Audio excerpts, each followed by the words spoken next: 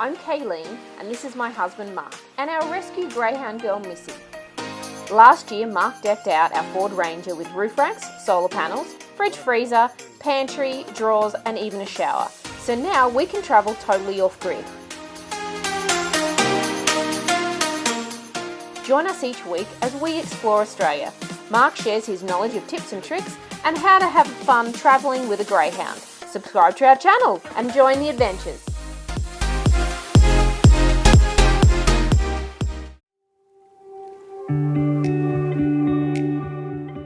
Last time we saw you, we were leaving the beautiful town of Deloraine in the central north of Tasmania and now heading approximately 33 kilometres south along Highland Lakes Road to Pine Lake Central Plateau. The Pine Lake Walk offers a rare opportunity to get close to one of Tasmania's rarest trees, the pencil pine, without doing an extensive bushwalk.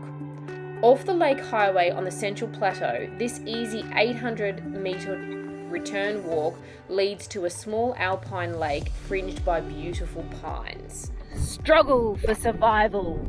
Conditions of the Central Plateau are harsh. Snow and frost can occur at any time of the year, and in spring the plateau is exposed to the full force of the roaring 40s.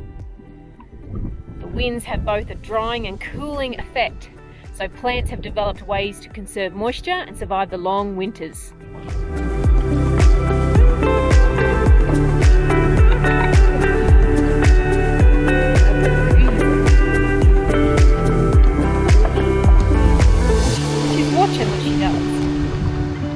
Because we don't want to rip a nail.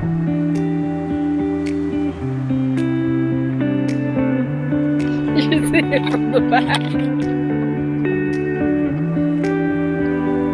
I've got to take it. It's like a desert with a lake type thing. This ancient species evolved before flowering plants and is only found in the Tasmanian highlands. Almost all of the walk is on raised boardwalk, making it suitable for all ages in the right weather conditions. However, it is at an altitude of around 1200 metres, so be aware of that severe weather conditions can occur at any time of the year.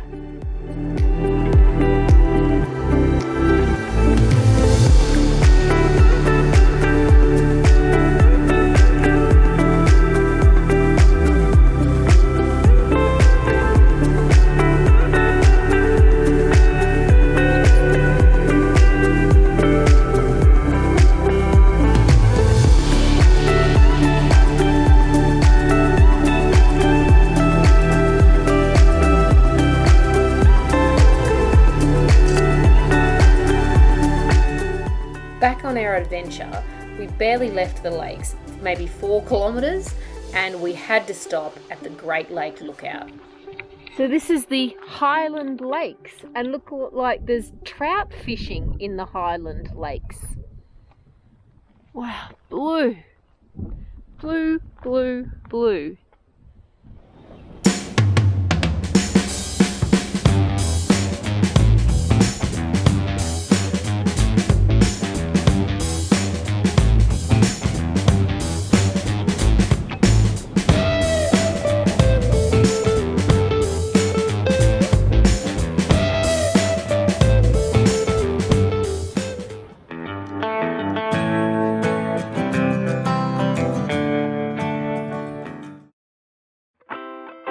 Let's go check out some salmon ponds. Let's take a walk back in time amidst the historic buildings, hatchery and fish ponds, all set within the original 19th century English style. Well, come up and talk to us. Go on, man.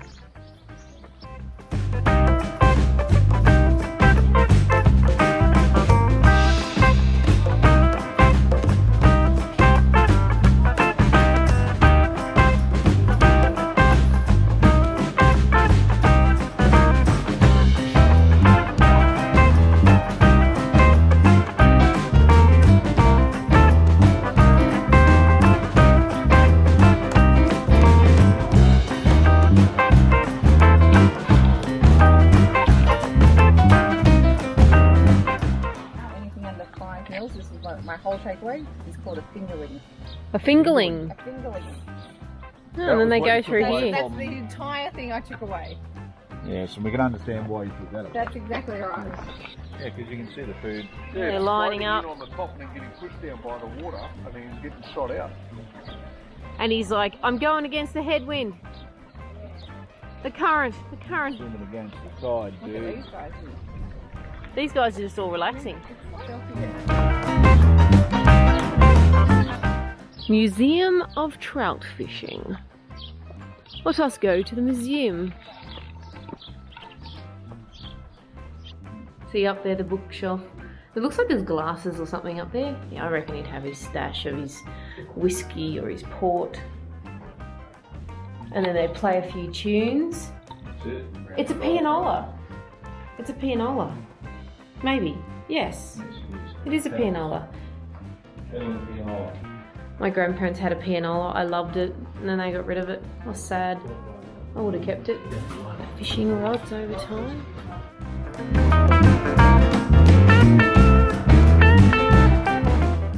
The keepers of the pond. What size is this one, Mark? And you put it there, there's my hand. So it's huge. Oh look, Mark, here's your sausage hanging. And your potatoes.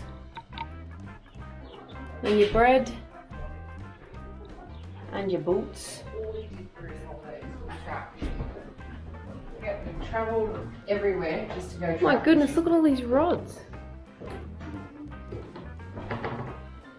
Wow. There we go. His working station. Even the flies are still here. Wow, there's a big collection. Then we did our walk along the river and then we've come in and these are the brown trout.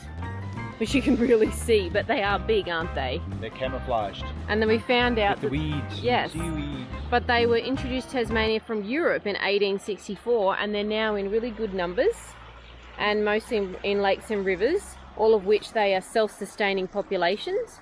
The largest recorded was 13.27 kilograms caught in the Huon River in 1887. Brown trout vary considerably in colour depending on whether they're found in rivers, lakes or sea run. So then we move over to the Atlantic salmon is supposed to be in here, Mark. Let's see. These should be at least a little bit better to see. Oh, wow, they're huge. Atlantic salmon in sea cage farms are the backbone of Tasmania's agricultural industries. Early attempts to introduce them to the recreational fishery were unsuccessful. We do have some on display here at the Salmon Ponds. Albino rainbow trout over here and tiger trout. That's going to be interesting. So we've got our albino rainbow trout. Yeah, you can cool. see them. So these are golden coloured albino rainbow trout are reared for display purposes only. But we have some fine species that can be easily seen in the pond. So what? They're just, you never eat on them because they're rare. Is that what you make of it? I have no idea. Nobody? Anyone? Maybe they don't taste as good. Maybe they don't. I think old mate over there has got a problem, mate. Yeah, there's a few in there with some issues. Yeah. There's one over there, he's just swimming around with his mouth wide open. Yeah. And there's another one that's swimming around on the side, it's got a swim bladder issue, I think. And then we come to our tiger trout. Tiger trout are a hybrid sterile trout. They have unique tiger markings and are a cross between a male brook trout and a female brown trout. So you can see this is what the brown trout, our Atlantic salmon, rainbow trout, the brook trout, and a random platypus. It's a really nice garden area and pretty. It's Australia's oldest trout hatchery, and continues to supply over 1 million trout each year for the stocking of Tasmanian lakes, rivers, and dams. There you go for trout fishery.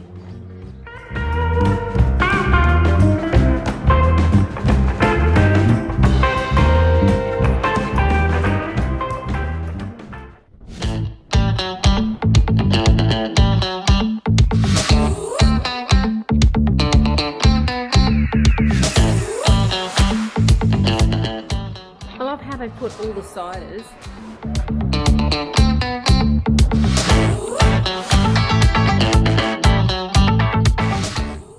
have a Frank's, thanks.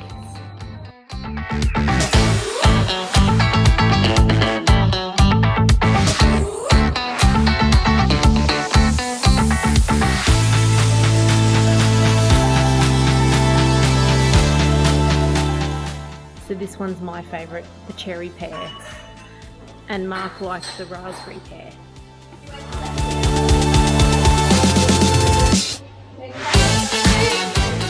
So this was the original recipe, just written down. 1920s. Fabulous little cider place. And still run by the granddaughter. Great, I thought it was great, just great granddaughter. Welcome to Frank's Cider Bar and Cafe. So we did a tasting. Tasting was really good. We did 7.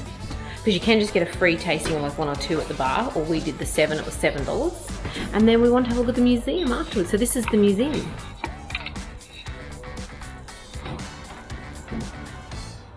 Phases of the apple industry.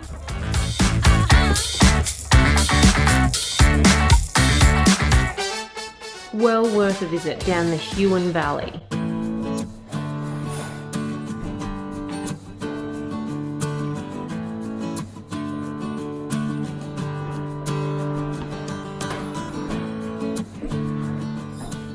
And they're upgrading currently in this room. The old photos are just gorgeous. Oh, 1910 sorting in the orchard.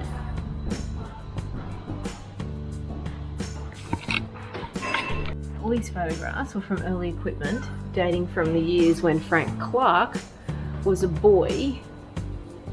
The young orchards, North Franklin, 1890s to 1950. Known as the Apple Isle. And how they had to pull the trees. Lots of hard work. These must have been plates. Yeah, like branding plates. Branding. Well, they're not branding, they'll spray or paint the boxes. Oh, and then you come up here and they've got amazing carrot cake. Oh, these are the brands as well. Gold medal winner 2017 and stocks in Dan's. How cool. We've got our little pack and I looked it up and I've added it to my little wish list on Dan Murphy's, so we will be able to take Frank home on a regular basis. That sounds a bit weird, doesn't it? We're going to take Frank home. Oh, there's all the awards along here. Perth Royal Show, Franklin Cider Company, and that's the carrot cake that was to die for. Really good. Everything, wasn't it? Everything's made here. Yes, it certainly is. So after our little cookies, we actually get a local baker to make them for us. She's just down in Cheese. Nice. Oh, so that's the cookies, but okay, but everything else is here. Yeah. Look at them go. Oh, look at this. I'll have a Frank's, thanks. Got my 4-pack up there. Way to go. Well done.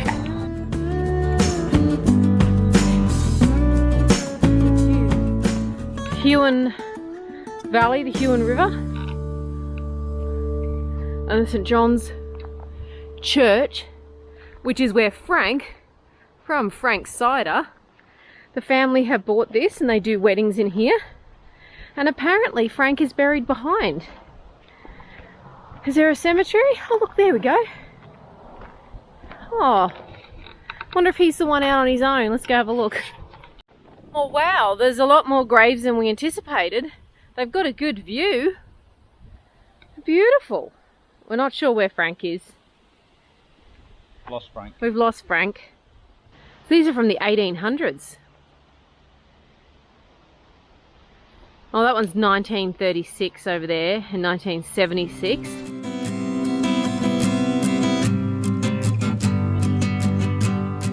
Let's see if this is Frank. Oh, we can't even read that one. What's this one? Oh wow, 1888 was he departed in September.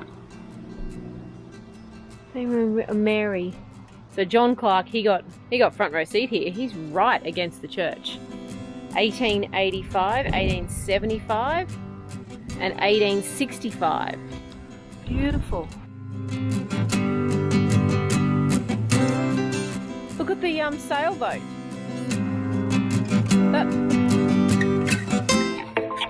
So we stopped on the side of the road because they have apple growers direct.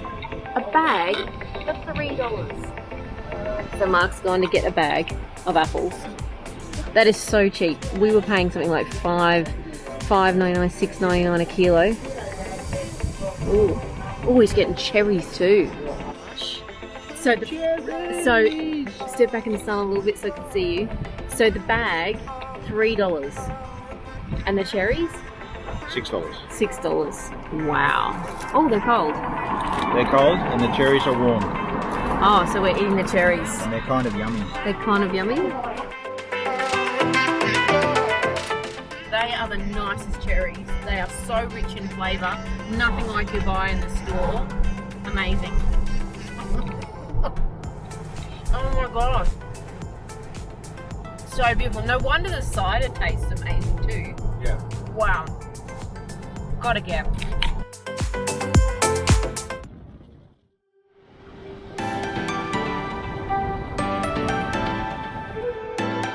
So now we are at Southport. Likely entry.